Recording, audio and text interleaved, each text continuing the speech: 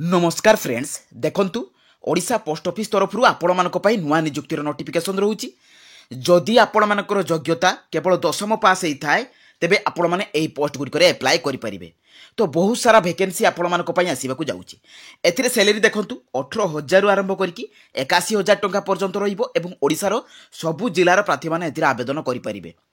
तो फ्रेंड्स ये जो पोस्ट गुडी को आपण मानकर आसीबाकू जाउची को पोस्ट रे केते लेखा वैकेंसी आसीबाकू जाउची ता सहित सैलरी कौन रोची सिलेक्शन प्रोसेस कौन रोची अदर एलिजिबिलिटी क्राइटेरिया कौन रोची एवं एप्लाई रो लास्ट डेट केबे रोची सब डिटेल्स इनफॉरमेशन मु आपण मानकू ए वीडियो माध्यम रे प्रोवाइड कर देबी। ता सहित पूर्व वर्षर आपण मानको नोटिफिकेशन मध्ये देखै देबी सिलेबस मध्ये देखै देबी। तो सब डिटेल्स इनफॉरमेशन सहित आपण माने एथिरे अप्लाई कि बळे करिवे तार प्रोसेस मध्ये मु आपण मानकू कहिबी।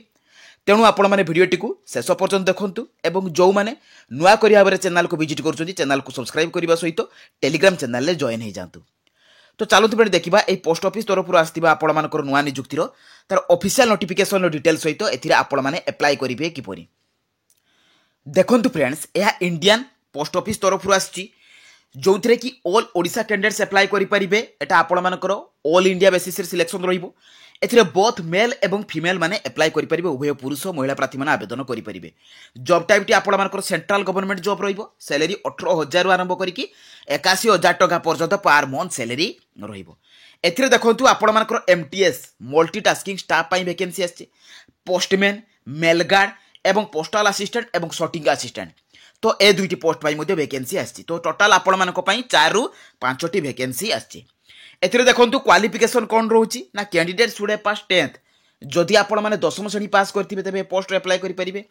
जदि आपण माने 10+2 पास करथिबे जे कोनसी भी डिसिप्लिन ले आर्ट साइंस कॉमर्स तबे ए पोस्ट गुडी करे अप्लाई करि परिबे। देखंतु कोन पोस्ट पई आपण मानकर क्वालिफिकेशन कोन आवश्यक जदि आपण माने पोस्टमैन ले अप्लाई करचंती तबे 12 पास आवश्यक मल्टीटास्किंग स्टाफ पई 10th पास आवश्यक मेल गार्ड पई 10th पास एवं पोस्टल असिस्टेंट बा सॉर्टिंग असिस्टेंट पई आपण मानकर 12 पास आवश्यक।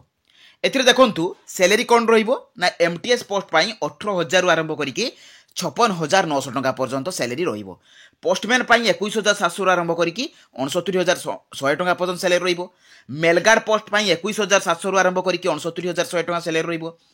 पोस्टल असिस्टेंट एवं सॉर्टिंग असिस्टेंट पई 25,500 रु आरंभ करिकि 81,100 टका पर्यंत सैलरी रहिबो। एथिरे देखंतु एज लिमिट कोन रहिबो जे मिनिमम एज टी आपण मानकर 18 वर्ष दरकार एवं मैक्सिमम एज लिमिट टी 40 वर्ष आवश्यक। एटा रहउची आपण मानकर जनरल कैटेगरी पिला मानक पई ओबीसी हेतिले 3 वर्ष रिलैक्सेशन मिलिबो एसटी किंबा एससी हेतिले 5 वर्ष पीडब्ल्यूडी हेतिले 10 वर्षर एज रिलैक्सेशन रहउची। एथिरे देखंतु अप्लाई कला बेले आपण मानकर को इंपोर्टेंट डॉक्यूमेंट गुडी को आवश्यक एथिरे क्वालिफिकेशन सर्टिफिकेट एवं मार्कशीट आपण माने जो पोस्ट रे अप्लाई करिवे धर आपण माने एमटीएस रे अप्लाई करचंती तेबे आपण मानकर 10th रो सर्टिफिकेट एवं मार्कशीट आवश्यक। अन्य पोस्ट रे अप्लाई कले 12th रो सर्टिफिकेट एवं मार्कशीट मध्ये आवश्यक। ता सहित कास्ट सर्टिफिकेट आपण मानकर रेसिडेंट सर्टिफिकेट ए दुईटी सर्टिफिकेट वैलिड हेतिबा आवश्यक। आईडी प्रूफ रे आधार वोटर पान ए तीनोटी ऑप्शन रहउची। ए तीनोटी ऑप्शन भितर आपण माने जे कोनसी गोटे देई परिबे। Valid email ID mobile number recent colour passport size photo एवं स्कैन सिग्नेचर। तो ये 7टी डॉक्यूमेंट आपण मानकर अप्लाई कला बेले आवश्यक। एप्लिकेशन फी टी आपण मानकर जनरल ओबीसी ए कैंडिडेट मानक पई 100 टंका रहिबो किंतु ST SC female other category PWD category पई 0 रहिबो। एथिरे एप्लिकेशन मोड रहिबो ऑनलाइन एप्लिकेशन एवं ए ऑनलाइन अप्लाई बेले आपण मानकर अप्लाई रो लिंक कोंटू पाइबे कि बळे भाबरे अप्लाई करिवे पूरा डिटेल्स कहिबी। एथिरे देखंतु आपण मानकर ए जॉब रो नोटिफिकेशन आपण माने jobscard.in लो पाई परिबे बा जहा जहा भी आपण मानकर अपडेट जॉब आछी ता सहित आपण मानकर अप्लाई लिंक मध्ये आपण माने डायरेक्ट एटू मध्ये पाई जाई परिबे। तो चलନ୍ତୁ फ्रेंड देखिबा आपण मानकर ए जॉब रो नोटिफिकेशन कोन रहिछि अप्लाई प्रोसेस कोन रहिछि। देखंतु फ्रेंड्स आपण माने ए जॉब रो नोटिफिकेशन अप्लाई लिंक सब पाइबे किपरि तो प्रथमे आपण माने निज मोबाइल लो गूगल ब्राउजर को ओपन करिवे सेथिरे आपण माने लेखिकि सर्च करिवे jobscard.in। देखंतु फ्रेंड्स एई परि भाबरे आपण माने jobscard.in लेखिकि सर्च करिवे। तो सर्च कला परे आपण मानकर जॉब्सकार्ड लेखा आसीबो एवं जॉब्सकार्ड लेखा ऊपर आपण माने कोन करिवे क्लिक कर देबे। तो क्लिक कला परे आपण मानकर पेज टी शो करिवो आपण माने तळकु स्क्रॉल डाउन करिवे। देखंतु एथिरे आपण माने बहुत सारा अपडेट जॉब रो इन्फॉर्मेशन पाई परिबे जहा जहा आपण मानक पई लेटेस्ट जॉब आछि। देखंतु डिसेंबर 25 रे आपण मानक पई आईटीबीपी तरफ रु वैकेंसी रास जेछि जे कि हेड कांस्टेबल पोस्ट पई आपण माने अप्लाई करि परिबे। ता सहित स्टेट बैंक ऑफ इंडिया तरफ रु पीओ आपण मानकर जम पीओ पोस्ट पई 66 पोस्ट रो वैकेंसी एथिरे आसी जाइछि। ओडिशा आश्रम स्कूल पाई आपण मानकर आश्रम स्कूल पाई जो रही टीचिंग एवं नॉन टीचिंग पोस्ट वैकेंसी आसी ता सहित एचडीएफसी बैंक तरफ आपण मानकर एप्लाई चली ओडिशा पुलिस तरफ आपण मानकर 933 एसआई पोस्ट वैकेंसी आसी तो आपण मैंने जो पोस्ट एप्लाई करने को चाहते ताऊपर क्लिक करेंगे और नोटिफिकेशन पीडीएफ पाइबे और से एप्लाई करेंगे।